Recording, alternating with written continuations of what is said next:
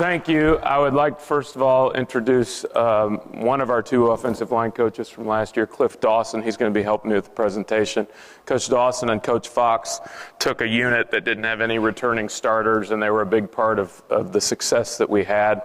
I think that after the talk you just heard from Coach Haywood, I feel a little silly talking about a football play in comparison to the weight and value of what he shared, but I will give it my best shot. I do believe that's one of the most valuable things most valuable 50 minutes that I've spent in a long time.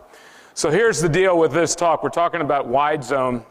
And I think there's, in a span of 50 minutes, realistically, there's two audiences in here. Maybe there's more, but there's the audience that doesn't run wide zone or is in the very early stages of running wide zone and wants to be able to build it from the ground up. 50 minutes is not nearly enough time to do justice to that audience. And then there's probably a lot of the audience that has experience with wide zone and is just trying to take their game up a notch or just get ideas based on what they already do.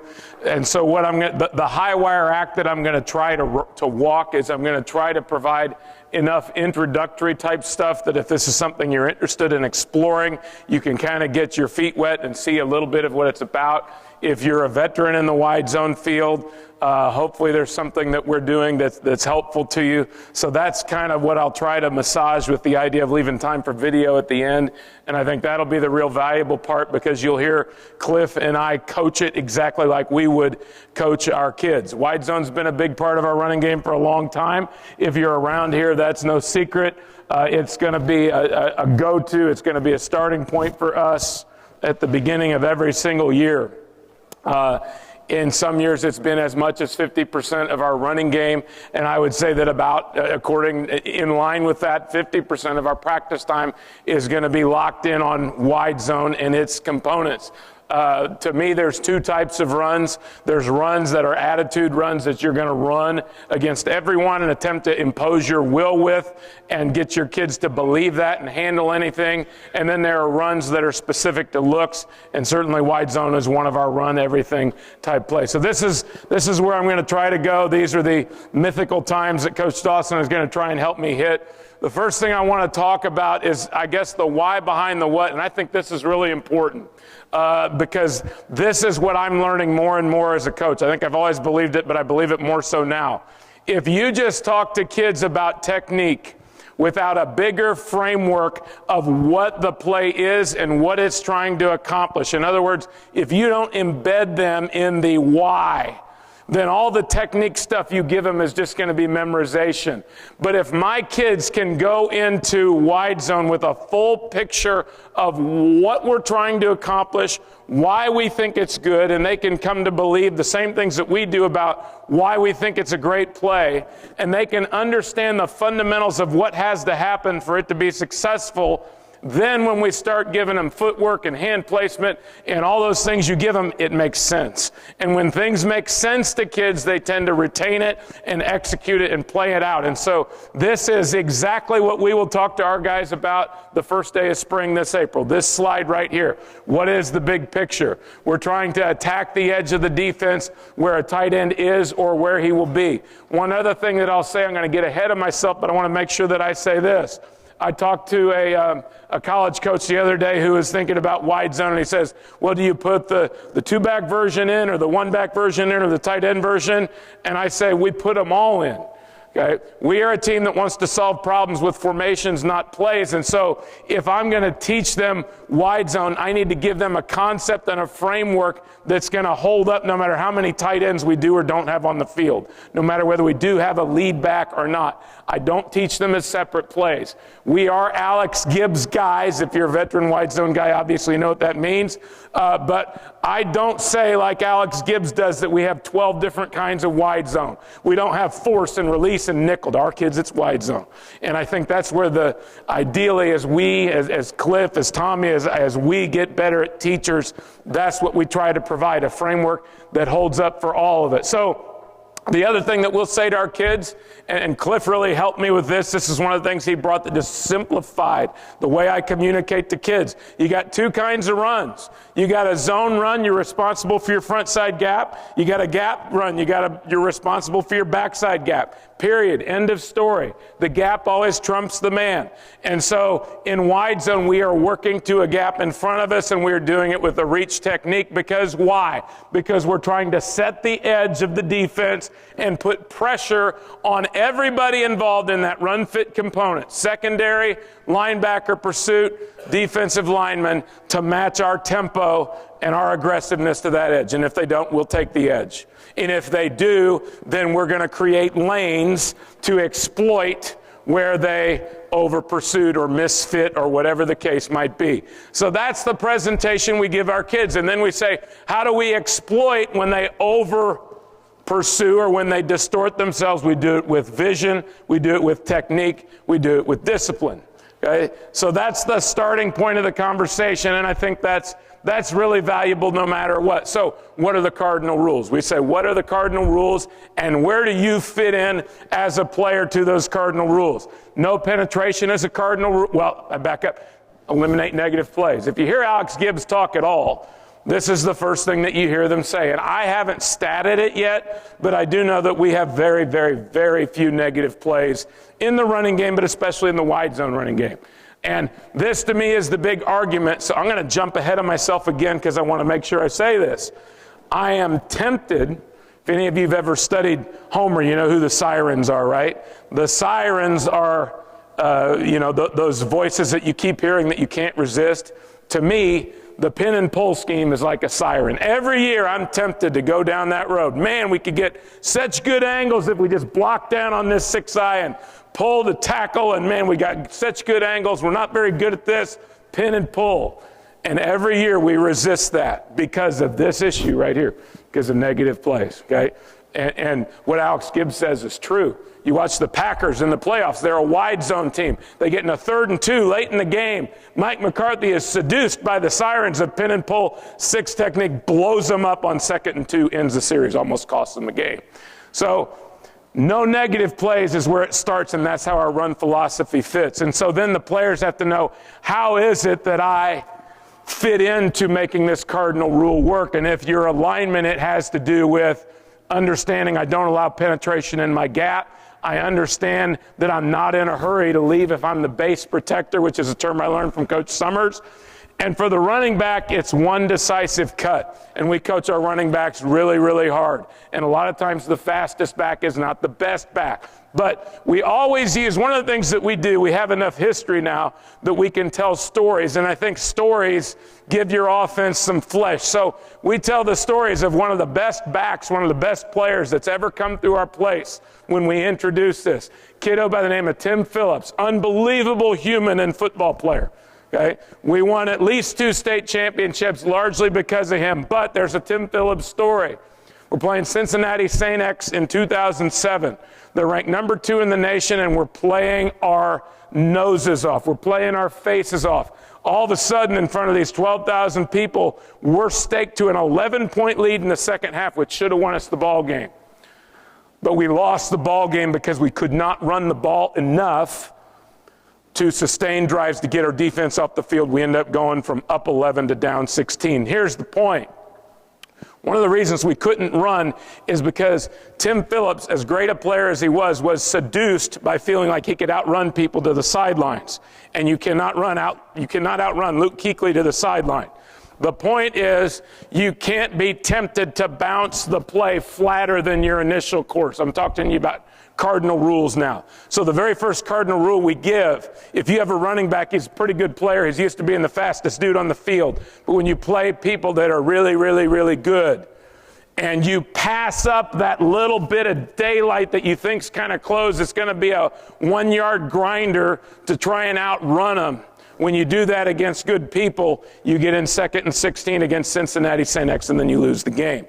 So we try to put flesh on those kind of stories to illustrate points, but the point is, the cardinal rule is you have things about your technique that are going to eliminate negative plays. The second cardinal rule is reads. And this is, again, where some of the language that Cliff brought with him really helped us clarify as teachers. And this is straight Alex Gibbs. It's not just enough to block people. You have to create distinct pictures for the running back to break into, either to break or not break. And one of the phrases we always say is the best cut is no cut. That's a phrase that served us really, really well. It's a phrase all of our kids can recite back to us. The best cut is no cut. But as a lineman, you are responsible to create a picture. You can't just block them. And so Cliff gave us the phrases flip or press. We're doing one of those two things. We're always working as we're engaging first-level defenders.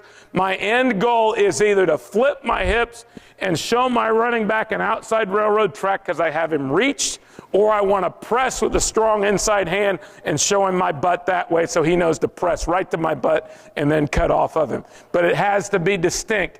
So because our linemen understand it's important to give the running back a clear picture, their technique of how they press and how they flip becomes relevant to them. So reads are important, and running backs understand they're going to be held accountable for reads.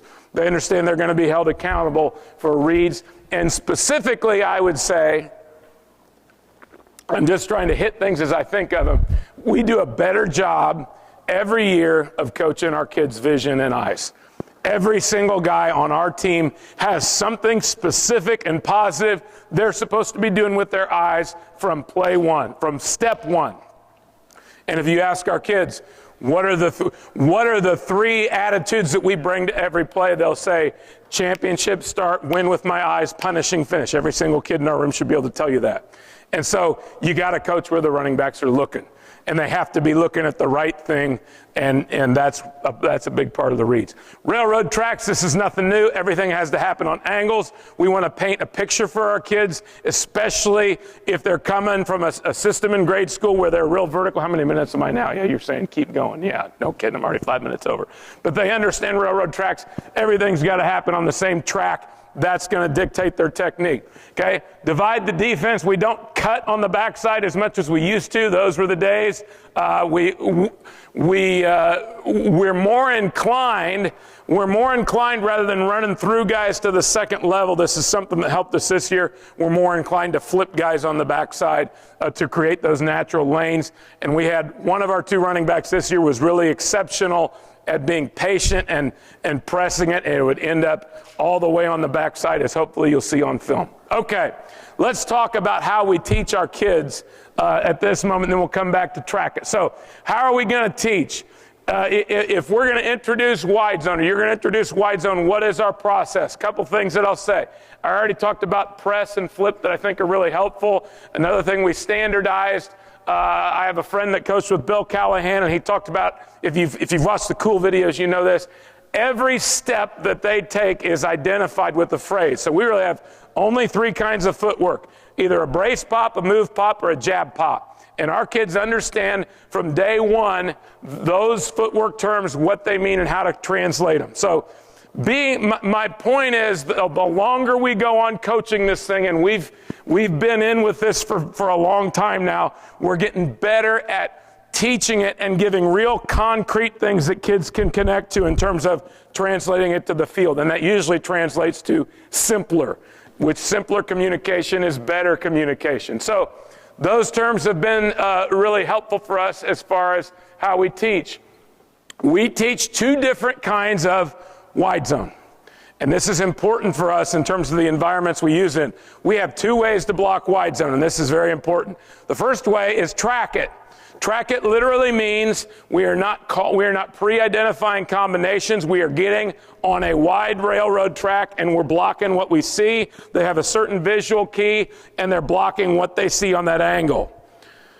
The second, more traditional way is that they communicate and work in combinations. Now, why do we need both? Well, I'll give you the strengths and weaknesses of both. And sometimes we'll start with track it and then do combinations later. Sometimes we'll do the opposite depending on who our kids are and what we think they need. Why and when do you track it? You track it if you're getting confusion. Okay, if you're getting a lot of multiplicity and your kids aren't great, when in doubt, track it. What does that do? It gets you back in gap mentality so you don't get busts, so you don't get what? What cardinal rule am I going to say? Negative plays, right? So track it that's the first layer of defense against negative plays and miscommunication. You don't get the, I thought I had a combination thing. So that's the first reason you need track it. Second reason you need track it is tempo. We are a multiple tempo team. Okay, we're not a no-huddle team per se, but we want to be a multiple tempo team. We want to have a speed break out of the huddle. We want to be able to go on the ball. We want to be able to do those things, and we find that being able to track it and not have to communicate a bunch of stuff helps us. That's the second reason you use track it. Third reason you use track it is if you're getting a lot of a long stick, two-gap exchange zone dogs, we'll carry more track it into those kind of situations. We always want to have that available to us. And then the fourth thing I would say is if your kids are struggling with those railroad tracks and people are playing over top because they're too vertical, then we would work more track it because that orients them to more width. Combinations, on the other hand, make you more physical. You get more of a dent. You get more of a dent. And sometimes we see some really good slant angle 3-4 teams, and sometimes what they really want to invite you into is you walking sideways right along with them walking sideways, and they walk you sideways right into the sideline. So against those kind of things, we tend to lean more toward combinations. Now, in terms of how we teach it, I'm going to go incredibly quickly through the teaching slides, and you can email me for this if you think it would be helpful for you, but I'm not going to be able to spend anywhere the amount of time we normally would. I mean, when Alex Gibbs talks about this, it's 14 hours, right? We don't have 14 hours. So this is what track it looks like. This is how we present it to our kids in terms of what they do with their vision, where I put my face, and all those kind of things. And that's kind of how conceptually we explain it to them. And then we have a little animation that shows them this is how track it would work it out against these kind of looks. That's how we're going to start. From a teaching standpoint for us, we are really into the flipped coaching. I don't want to camp out here too long because it's not what the talk's about. But in terms of how we teach it, we are every year working to create a culture where our kids are self-motivated to learn and to learn outside of the building so that we can be real productive when they're in the building. And they will have looked through every single slide of this, no, but they will have familiarized themselves with this because before we ever install wide zone, because they know on wide zone installation day, the moment they get in the classroom, they're going to hear questions from me. They're going to hear questions from Cliff. They're going to hear questions from Coach Fox. Okay, those kinds of things are critical. If we're in combination, and I think this is important in terms of creating universality by formation, we identify a trigger, which is what a lot of people would call a Mike declaration, and we identify a plus. A plus is important relative to the presence of a tight end or lead back. That's how that person sort of gets their marching orders.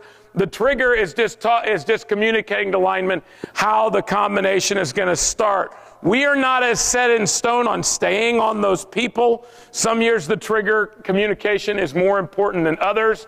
We just basically say to guys, once we've identified the plus, we have a bunch of different ways to block the plus depending on what kind of personnel is in the game. And so there's very natural carryover from 10 personnel to 11 to 12 to 22 to all those kinds of things, okay? And we can get help at the point of attack. We start out by saying to our guys, okay, here are 4 kinds of blocks you can end up on.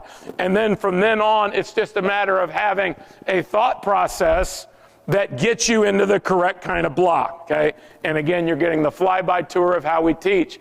The term covered and uncovered is really important for us, and I'm not even sure it's a very good term anymore because really what you're saying is, do I have a guy in my front side gap? Remember, it all goes back to that very starting point. There's gap runs and there's zone runs. This is a zone run. A guy head up on me does not make me covered. And I almost think, as we think about the spring, I don't think that's good language anymore. We need to have different language. You've either got a primary threat in your gap or you don't. That way there's carryover to pass pro. So one thing we do in the teaching process that I think is really good in our meetings, we'll put this up there. And then we'll just pick 5 linemen out of the room, and they'll go up, and they'll have to make their calls. Okay, the left guard will have to make this call, the left center, and so we get to hear their thought processes. We get to hear how they're sort of understanding and communicating the play, and we work out mistakes ahead of time, and then we put the key to the test up, you might say. And so you see that the teaching progression is really not any different whether we have a tight end or whether we have a lead back. The one thing I'll say about having a lead back, well, let me say 2 things, but in terms of the lead back, we would prefer by game plan, and we can generally do this, not always. we would prefer to create situations where he is purely a bonus player. So his assignment is, yes, I'm going to block the plus, which is another way of saying the overhang, which if you walk up a linebacker outside the tackle or spin a safety down in sky coverage or whatever, that's his guy.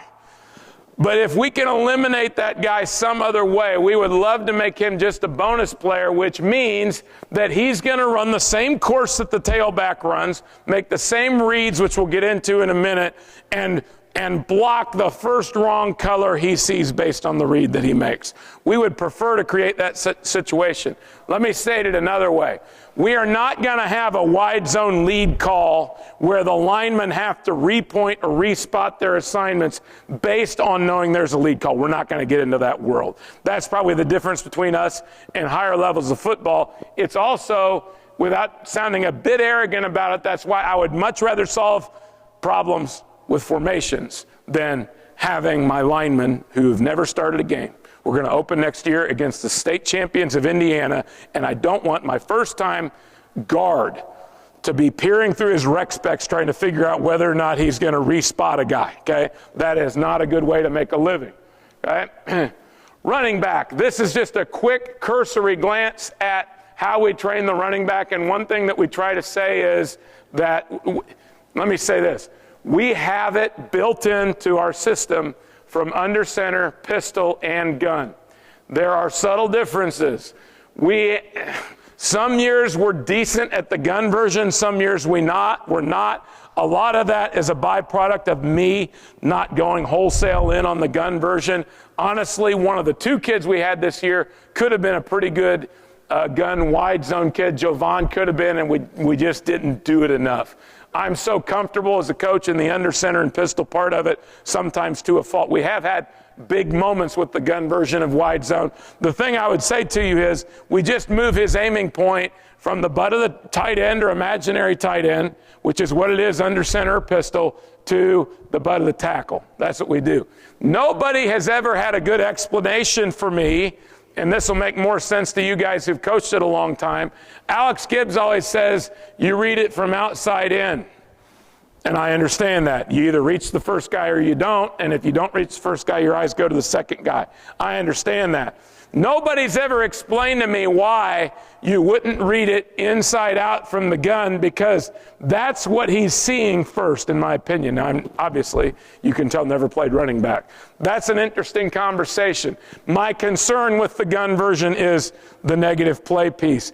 The guy at Florida State who's really, really good, Rick Trickett, he would tell you he likes it better out of gun because linebackers don't tend to fit it as downhill. That's what he would tell you. There's a really good Cool Clinic presentation on that. You should listen to them because they do a great job with it. But these slides just show you the reads. And we work a lot on reads, but here is how we have changed. And I think the PowerPoint's been updated to say this. We don't say so much that you're reading 1 to 2. We're saying your eyes have to go to the right spot, the right guy who's the end man on the line of scrimmage, and we're saying that from then on, once he gives you your initial read, then you're replacing flash. That's the term that's been much better for us. For me to tell a high school kid that you got to look at one thing and then look at another has not been as productive for us, but we can tell them to replace flash, and I'll show you some drills that do that. You might have heard the term bounce it, bang it, bend it, whatever. That's not what we call it. I don't like the term bounce. I don't like the imagery it creates. Again, we say best cut is no cut. If the widest blocker flips the widest guy on the line of scrimmage, we call that take it. Okay? And again, this is my reminder that if you bounce it, that's a one-way ticket to negative plays because people are faster than you think. Okay? If the widest hat shows wider than the Trinity hat, then we call the next one a slice it.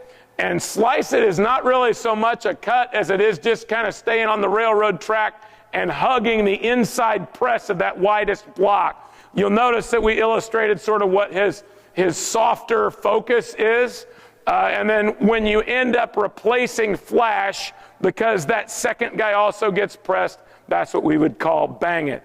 And honestly, the guys that I have had the best at banging this play are the kids that didn't have the top end speed.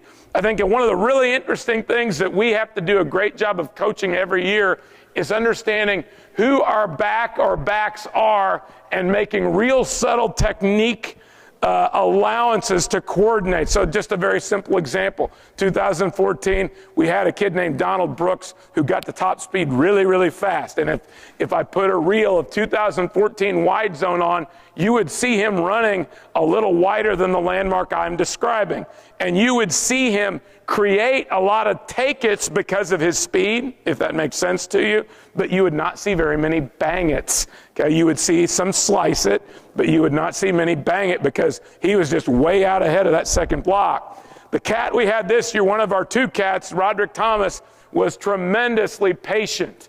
And he had a great sense of feeling and seeing the flash. He had very good vision. You're going to see a lot of video of him banging it, and I don't mind that. I think it's really interesting what we fell into this year. Two kids splitting equal reps.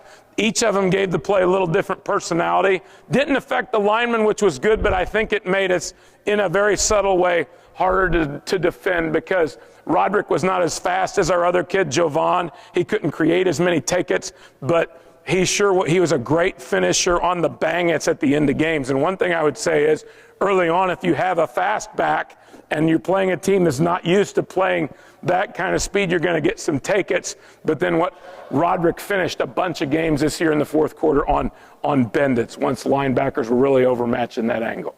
All right, let's talk about installation in terms of how we install, and that's way too fast. I haven't talked about lineman technique. I haven't done any of those things that a good, thorough presentation would do, but that's sort of an overview of how we teach it. One of the things we do when we install, and we'll do this in the spring, and you can do this in shell, you can do it in no pads. I want to create scenarios and force their body, feet, hands, and eyes to react to every scenario very early on. We've created a set of installation cards where in about 4 reps either way, we can expose every position to every scenario they might experience within a combination.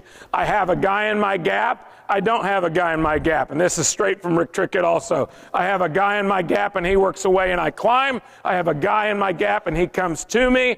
I have a long stick. I've got all those scenarios. And so what we do is we put the ones up for 4 reps. The 2s are holding bags, doing exactly what the bags say. They do 4 reps to the right.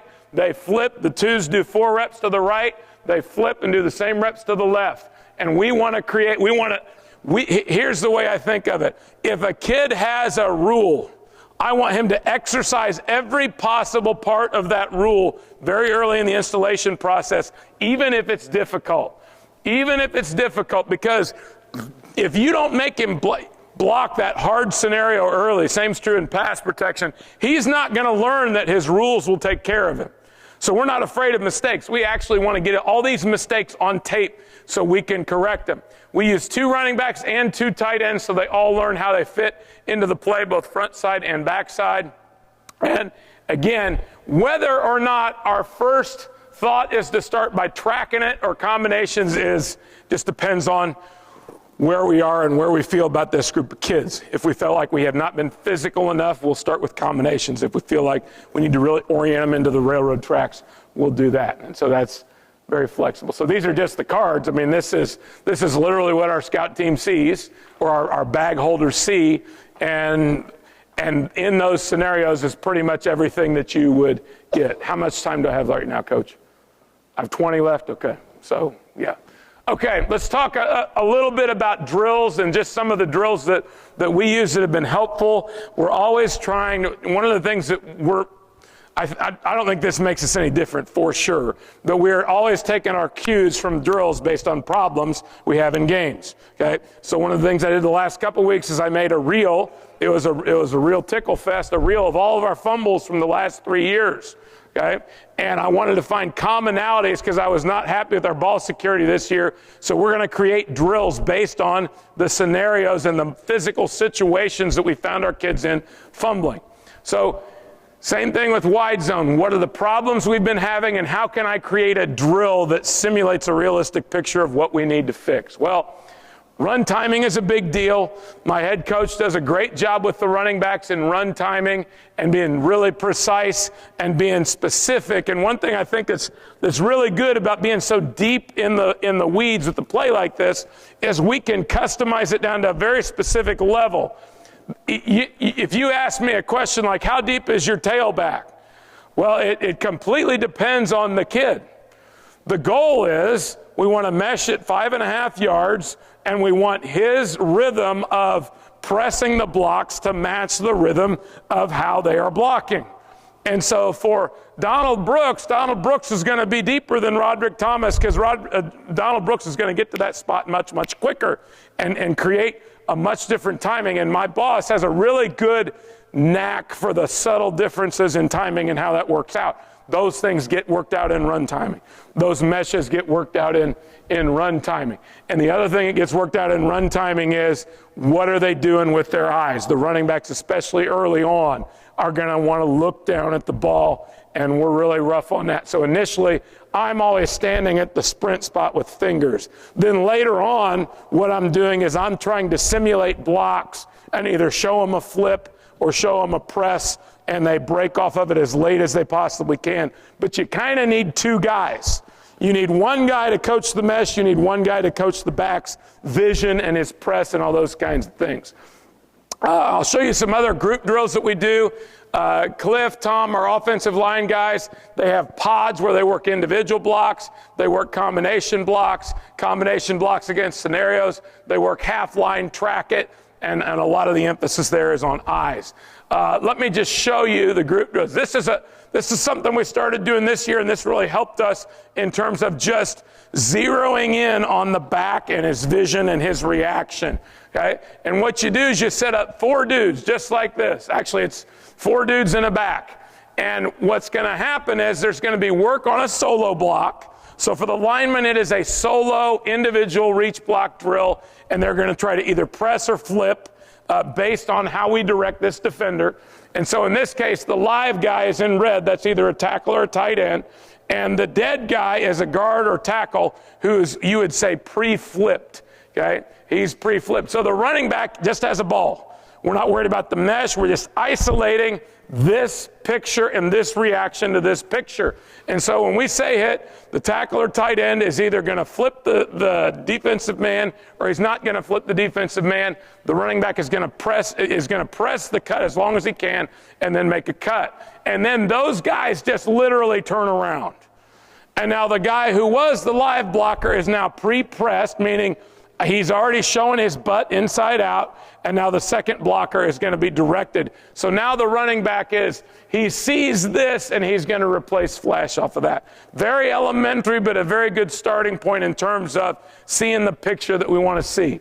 Okay, so that's very helpful. Half line is a big deal. Half line. Now we don't do this all the time because the backside is really, really big, especially against teams that have a lot of movement in their front. But we will do half line because it gives us so many reps so much more quickly. And reps and reactions to reps that we can coach off of. And again, we want to create difficult scenarios. We want to be very specific with the guys holding the bags or who are the defenders exactly what they're supposed to do, or they won't do anything. And so last year what we do is I would go with the tight ends coach, and we would have one set of half line.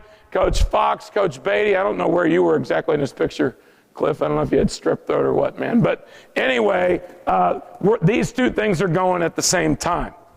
I'll just show you a quick picture of what some of these look like. I don't think they're magic, but this is an important part of how we try to do those things. All right, and our tempo was not awesome on this day at all, but you can just see sort of how it looks. Ordinarily, we would go backs to the camera so we could get a better look at it. One of the things you notice is, and just in terms of what are the mistakes that you're going to coach against or coach off of, one of the things that consistently seems to come up, and I mention it just because I saw it in this very drill, is the uncovered or the tail protector. That's our turtle squad right there. The uncovered or the tail protector is the guy that will tend to get lost. And what I mean by get lost is he'll get too much depth, which means he's not engaging in the combination. And when he doesn't engage in the combination after 3 steps, he's not climbing. The point is, after 3 steps, and I'll talk more about the combinations in a minute. I know we're kind of going all over the place. But after 3 steps, if you're the tail protector or the uncovered man in the combination, if you don't have jersey and you're not either pressing a guy, you've got to climb right now. And sometimes getting lost and taking too big of a depth step, or what we would call a brace step, is going to be part of that. This is something that came from my buddy who coached with Bill Callahan in terms of the running backs. Okay? And as long as, there are certain drills where you're competing to win, and then there are drills where you're working on a skill to get better. And I think at our level, we have to be very clear with our kids what is what. This is not a competitive drill. It's not a competitive drill because they don't have linebackers, okay? So we're not celebrating big wins in this drill. But what we're doing by taking the inside linebackers out of it is we're creating a lot of clarity for our back in terms of where his eyes should be and what they should be doing. Wide zone's not the only run we practice this way. We practice tight zone. We practice our gap stuff. Our defensive line will work their slants and angles. They'll work their 2-gap steer. They'll work some stunts. It's all really good work. We have 4/5 of a line to the right, okay, and then you have 4/5 of a line to the left. And they're going to make a lot of wrong reads, and we'll get to coach off of wrong reads, okay? Right now, the tight end has not done a very good job giving us a clean picture right there. There's not a press, and there's not a flip, and his feet are crossing over, and there's problems, okay? And one of the deceptive things is what looks like a hole is not always a hole. So, yeah, we get the 4 technique flipped, and it's okay, but we're always going to be talking to the running back about, can you make the cut later, okay? So without getting too deep into that, my point is that this drill really is beneficial for the running back, and it's beneficial for the combinations, and you can get a lot of work where you're not trying to kill each other that's beneficial to everybody, okay? The tight end's pad level's not great, but he gets him flipped, et cetera, et cetera, et cetera, okay? And we get 5 minutes of that most every day that we are in shells, I would say. Most every day that we're in shells. Some days we'll take days off to do something else, but that has been very beneficial. And again, a lot of this is stuff that you already do, and this presentation is kind of framed against the idea of just giving you some ideas, if you're already running this. All right, let's talk about some issues. Where are we at time-wise now? About 15? 11. Well, awesome. Okay, here we go. Just different issues that we face and things that I think have been helpful to us as we've been mindful of it. So your landmarks, again, one of the things that we say is that the personality of the landmark, we're going to adjust it a little bit depending on who the guy is. But the thing you have to understand is your combinations and the depth of your footwork, your brace pop steps in our world, have to match what your back is doing and who he is. And I don't know. The fun part of it is I don't exactly know who our back is next year or how he's going to present himself. Number 2 is really important just in terms of wide zone in general, and this is one of the ways we made an evolution from my early years at Trinity to later years, really in a combination blocks. In a combination block, really 3 things can happen if I'm from the standpoint of the tail protector or the uncovered man. Either the defensive lineman, wherever he started, can work out, and as soon as, and again, here is where your eyes accelerate your whole thing. If you have a guy that's slow to climb when he should be climbing, the first thing I'm going to coach is, what are you looking at? Because the eyes are going to accelerate or decelerate if he's looking at the wrong thing. But he either works out and I climb, piece of cake. He comes to me and I take him over and try to flip him. Obvious. The third scenario is I get 1 to 2 steps in and there's this hanging color. Okay, he hasn't quite presented himself onto my buddy's block, but he hasn't quite presented himself onto me. So philosophically, you have to decide, what am I doing? Okay, if you have a wide landmark and a fast back, you would want to use the old reach and overtake language, and you would want to deepen his footwork, and you would want to tell him to look at the guy's outside armpit and try to flip. Okay. If you are of the more downhill, let's have access to C gap, B gap, even all the way back to A gap, then you're going to want to bang him and press that hanging color.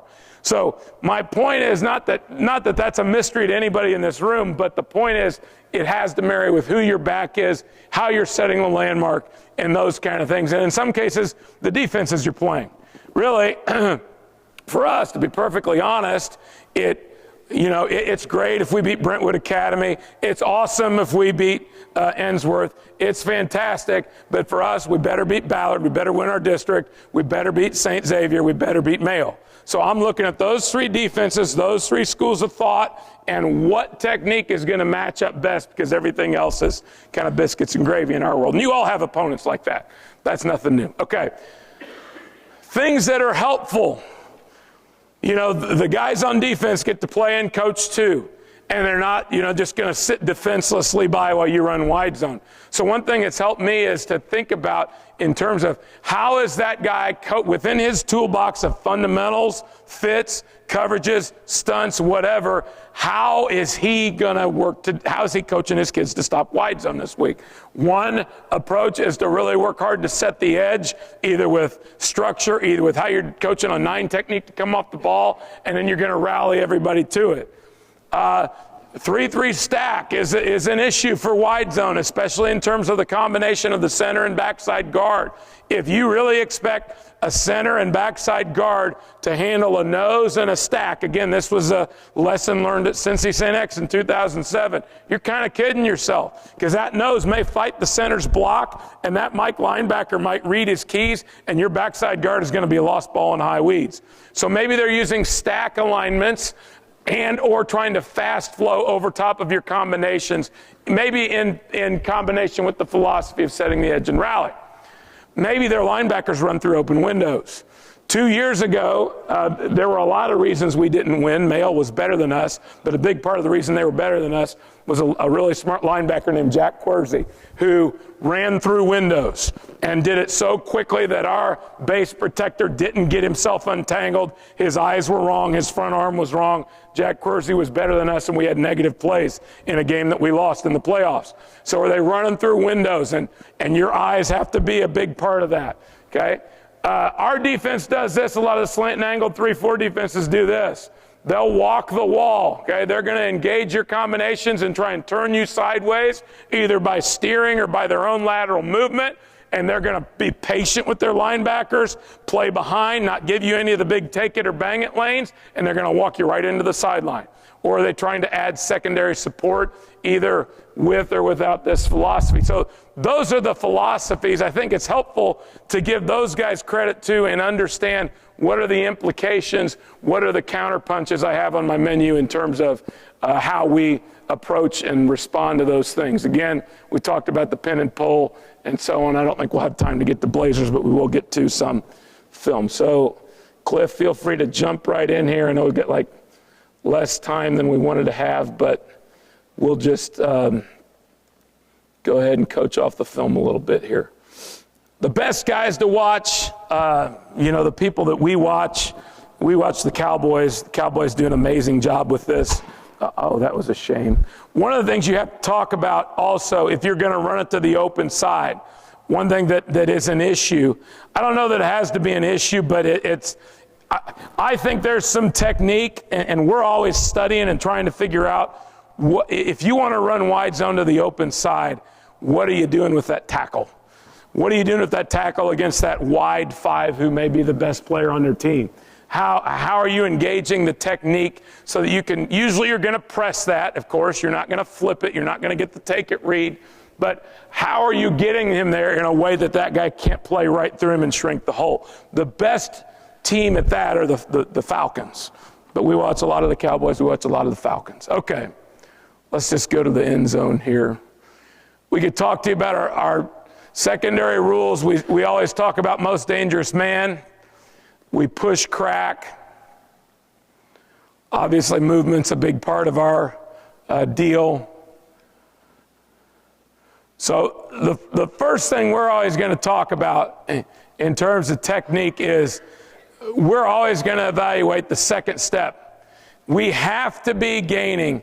We can lose a little bit of ground if we need to with a brace step with our front side foot, as long as our second step is gaining ground. And our tight end, there's no doubt, this year our tight end was a phenomenal kid. He's a position blocker. We don't try to hide from it. His second step is on the ground quickly, but it's not gaining any ground, which is why he's dented a little bit by this 6 technique. The left tackle, you'd say his second step is long, but he's gaining ground and he's running off the ball.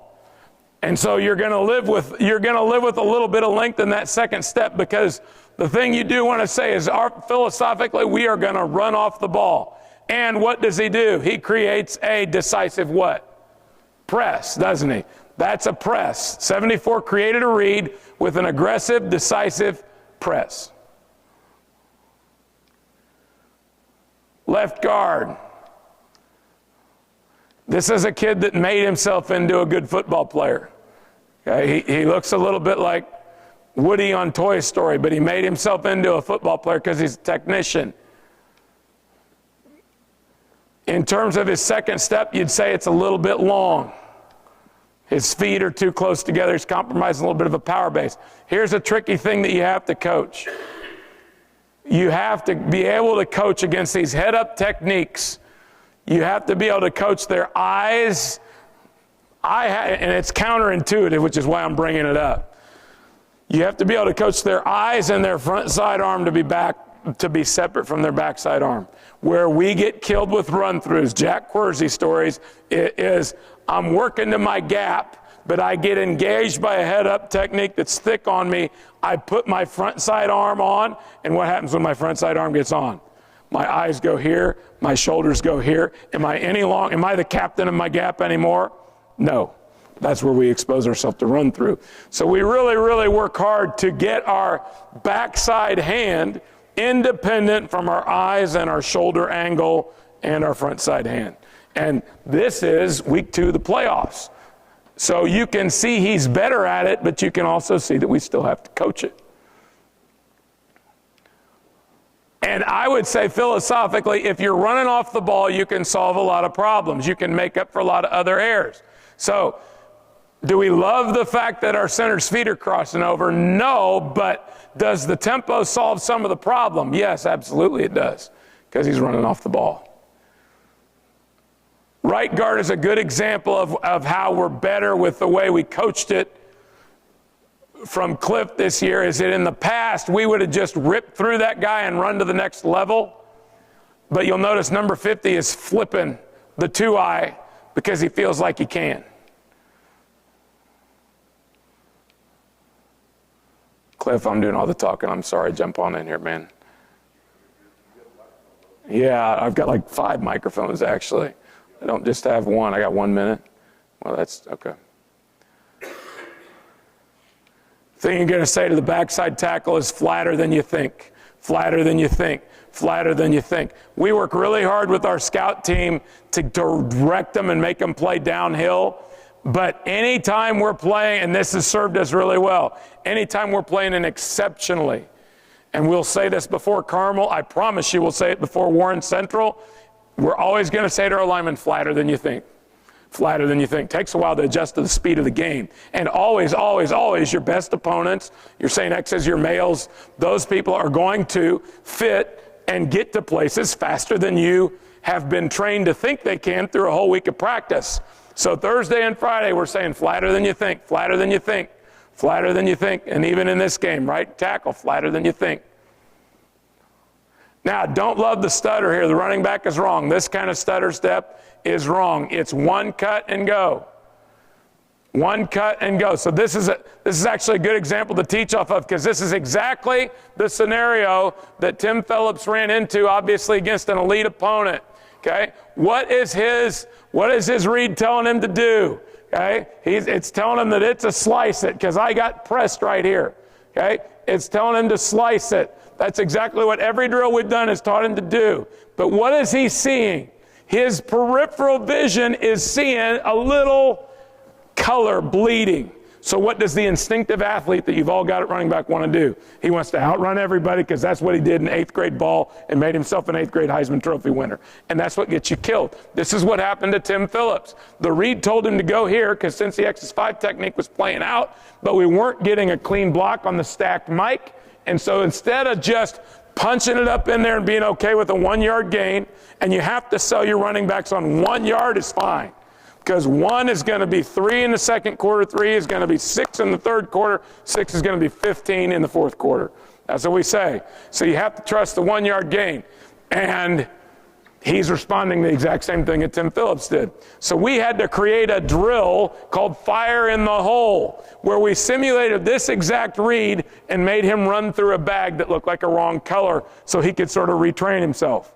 Okay? So running back's wrong right here. Running back's wrong. Game over. Okay. I really apologize for the time management. Well, we got a nice bad rep on there too. Let's see what the bad rep is, and then I'll get the email address back up. I really hate it when coaches don't leave enough time for film. So I apologize to you men. That's okay. So yeah, so this is a communication issue. This is a communication issue with our AP student at right guard. So clearly there wasn't communication. One other thing I will say that's helpful, this is Rick Trickett. And again, if you're interested in wide zone, we'll help you any way we can for sure. I would recommend the Rick Trickett Cool video because it's tremendous. There's my email address in case it's helpful. Rick Trickett has his centers every single day because wide zone is fundamental to their identity. Put a little cone where a 2 technique would be, and every day when the center is taking snaps, he has to take a snap and get beyond that 2 technique cone as fast as he humanly can. Because if your center can't reach an A-gap player, if he can't flip an A-gap player, it's going to become a very difficult play for you. Again, I apologize for sort of the scattered nature of this. I hope it's been helpful to you, whether you're new to the wide zone game, old to the wide zone game. Any way that we can help or give back to you, we absolutely will, and it's been a pleasure talking to you. Thank you, men, very much.